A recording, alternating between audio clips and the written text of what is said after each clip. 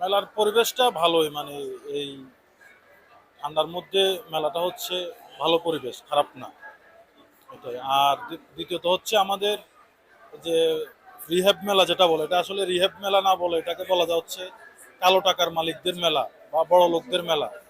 কারণ প্রত্যেকটা ফ্ল্যাটের দাম কোটি টাকার নিচে কোনো কথাই নাই, 2 2.5 কোটি 3 কোটি, আর উপরে তো আরো 5 7 কোটি টাকা। ধানমন্ডি গুলশান বনানের দিকে 8 10 কোটি টাকা একটা ফ্ল্যাট।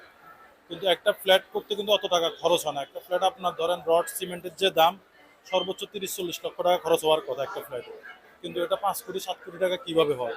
কালো টাকার মালিক ছাড়া তো এইভাবে ফ্ল্যাট কেনা যায় না। মানে এটাকে কালো টাকার মালিকদের মেলা বলা যায়, মানে যার কালো টাকা আছে সে ফ্ল্যাট নিবে এখান থেকে। আর দ্বিতীয়ত হচ্ছে ধরেন আপনার দেখেন ফ্ল্যাটগুলো কারা কিনে, মানে আমাদের দেশে দেখলে দেখুন যে মানে যারা দুর্নীতিবাজ কিংবা অবৈধ উপার্জন আছে তারাই অত টাকা দিয়ে ফ্ল্যাট কিনতে পারে। মধ্যবিত্ত বা নিম্ন মধ্যবিত্তের জন্য আসলে এই মেলা না। মেলাটা মানে এক কথা বলা যায় কালো টাকার মালিকদের মেলা।